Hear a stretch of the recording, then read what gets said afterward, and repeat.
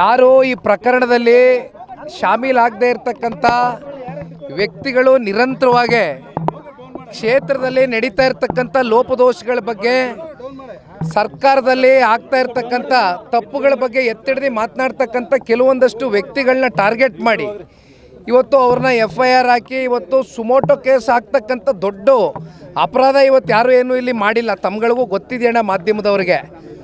ಆದರೆ ಇದು ಟಾರ್ಗೆಟ್ ರಾಜಕಾರಣ ನಡೀತಾ ಇದೆ.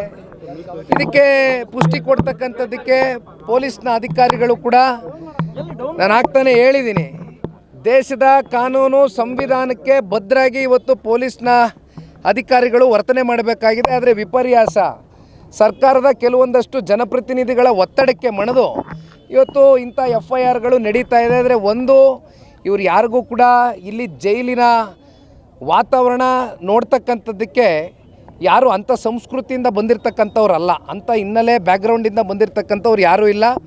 ಅವ್ರ ಕಣ್ಣಲ್ಲಿ ಒಂದು ನೋವಿದೆ, ಅವ್ರ ಕಣ್ಣಲ್ಲಿ ಒಂದು ಭಯವೂ ಕೂಡ ಕಾಡ್ತಾ ಇದೆ. ನಾನು ಇಲ್ಲ ಅಂತಕ್ಕಂಥದ್ದು ಹೇಳೋದಕ್ಕೆ ಇಚ್ಛೆ ಪಡೋದಿಲ್ಲ. ಯಾಕೆಂದರೆ ಯಾವುದೇ ಒಬ್ಬ ಒಳ್ಳೆಯ ಬದುಕನ್ನು ಕಟ್ಕೊಂಡಿರ್ತಕ್ಕಂಥ ವ್ಯಕ್ತಿ, ಗೌರವಯುತವಾಗಿ ಜೀವನ ಮಾಡಿರ್ತಕ್ಕಂಥ ಒಬ್ಬ ಸಾಮಾನ್ಯ ಪ್ರಜೆನ ಈ ರೀತಿ ಟಾರ್ಗೆಟ್ ಮಾಡಿ ನೀವು ಒಳಗಡೆ ಹಾಕಿದಂಥ ಸಂದರ್ಭದಲ್ಲಿ ಅವನಲ್ಲಿ ಮತ್ತು ಅವರ ಕುಟುಂಬಸ್ಥರ ಮೇಲೆ ಯಾವ ರೀತಿ ಒಂದು ಆಘಾತ ಉಂಟಾಗಿದೆ ಅಂತಕ್ಕಂಥದ್ದು ಅವರಲ್ಲಿ ಒಂದು ಭಾವನೆಯನ್ನು ವ್ಯಕ್ತ ಆಗಿದೆ.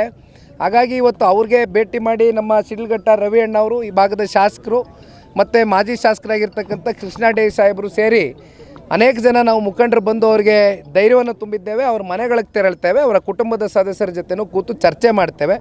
ಒಟ್ಟಾರೆಯಾಗಿ ಅವ್ರ ಧೈರ್ಯ ತುಂಬತಕ್ಕಂಥದ್ದಷ್ಟೇ ಅಲ್ಲ, ಅವ್ರ ಮನೆ ಮಕ್ಕಳನ್ನ ಅತಿ ಶೀಘ್ರದಲ್ಲೇ ವಾಪಸ್ಸು ಅವ್ರಿಗೆ ಮನೆಗೆ ಕರ್ಕೊಂಬರ್ತಕ್ಕಂಥದ್ದಕ್ಕೆ ಎಲ್ಲ ರೀತಿಯಾದಂಥ ಕಾನೂನಿನಡಿಯಲ್ಲಿ ವ್ಯವಸ್ಥೆ ಇದೆ, ಕೆಲಸ ಮಾಡ್ತೇವೆ. ಯಾರು ಈ ಪ್ರಕರಣದಲ್ಲಿ ಶಾಮೀಲಾಗದೇ ಇರತಕ್ಕಂಥ ವ್ಯಕ್ತಿಗಳು ನಿರಂತರವಾಗಿ ಕ್ಷೇತ್ರದಲ್ಲಿ ನಡೀತಾ ಇರತಕ್ಕಂಥ ಲೋಪದೋಷಗಳ ಬಗ್ಗೆ, ಸರ್ಕಾರದಲ್ಲಿ ಆಗ್ತಾ ಇರತಕ್ಕಂಥ ತಪ್ಪುಗಳ ಬಗ್ಗೆ ಎತ್ತಿಡಿದು ಮಾತನಾಡ್ತಕ್ಕಂಥ ಕೆಲವೊಂದಷ್ಟು ವ್ಯಕ್ತಿಗಳನ್ನ ಟಾರ್ಗೆಟ್ ಮಾಡಿ ಇವತ್ತು ಅವ್ರನ್ನ FIR ಹಾಕಿ ಇವತ್ತು ಸುಮೋಟೋ ಕೇಸ್ ಹಾಕ್ತಕ್ಕಂಥ ದೊಡ್ಡ ಅಪರಾಧ ಇವತ್ತು ಯಾರು ಏನೂ ಇಲ್ಲಿ ಮಾಡಿಲ್ಲ. ತಮ್ಗಳಿಗೂ ಗೊತ್ತಿದೆಯಣ್ಣ ಮಾಧ್ಯಮದವ್ರಿಗೆ.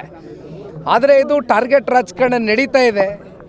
ಇದಕ್ಕೆ ಪುಷ್ಟಿ ಕೊಡ್ತಕ್ಕಂಥದ್ದಕ್ಕೆ ಪೊಲೀಸ್ನ ಅಧಿಕಾರಿಗಳು ಕೂಡ ನಾನು ಆಗ್ತಾನೆ ಹೇಳಿದ್ದೀನಿ, ದೇಶದ ಕಾನೂನು ಸಂವಿಧಾನಕ್ಕೆ ಬದ್ಧರಾಗಿ ಇವತ್ತು ಪೊಲೀಸ್ನ ಅಧಿಕಾರಿಗಳು ವರ್ತನೆ ಮಾಡಬೇಕಾಗಿದೆ. ಆದರೆ ವಿಪರ್ಯಾಸ, ಸರ್ಕಾರದ ಕೆಲವೊಂದಷ್ಟು ಜನಪ್ರತಿನಿಧಿಗಳ ಒತ್ತಡಕ್ಕೆ ಮಣಿದು ಇವತ್ತು ಇಂಥ FIRಗಳು ನಡೀತಾ ಇದೆ. ಆದರೆ ಒಂದು, ಇವ್ರು ಯಾರಿಗೂ ಕೂಡ ಇಲ್ಲಿ ಜೈಲಿನ ವಾತಾವರಣ ನೋಡ್ತಕ್ಕಂಥದ್ದಕ್ಕೆ ಯಾರು ಅಂಥ ಸಂಸ್ಕೃತಿಯಿಂದ ಬಂದಿರತಕ್ಕಂಥವ್ರಲ್ಲ, ಅಂಥ ಹಿನ್ನೆಲೆ ಬ್ಯಾಕ್ಗ್ರೌಂಡಿಂದ ಬಂದಿರತಕ್ಕಂಥವ್ರು ಯಾರೂ ಇಲ್ಲ.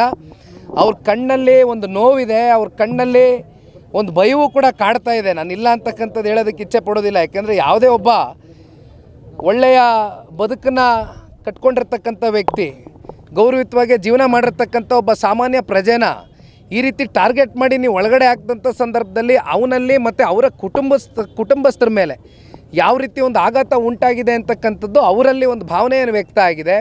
ಹಾಗಾಗಿ ಇವತ್ತು ಅವ್ರಿಗೆ ಭೇಟಿ ಮಾಡಿ ನಮ್ಮ ಶಿಡ್ಲಘಟ್ಟ ರವಿ ಅಣ್ಣವರು, ಈ ಭಾಗದ ಶಾಸಕರು ಮತ್ತು ಮಾಜಿ ಶಾಸಕರಾಗಿರ್ತಕ್ಕಂಥ ಕೃಷ್ಣ ಡಿ ಸಾಹೇಬರು ಸೇರಿ ಅನೇಕ ಜನ ನಾವು ಮುಖಂಡರು ಬಂದು ಅವರಿಗೆ ಧೈರ್ಯವನ್ನು ತುಂಬಿದ್ದೇವೆ. ಅವ್ರ ಮನೆಗಳಿಗೆ ತೆರಳ್ತೇವೆ, ಅವರ ಕುಟುಂಬದ ಸದಸ್ಯರ ಜೊತೆನೂ ಕೂತು ಚರ್ಚೆ ಮಾಡ್ತೇವೆ.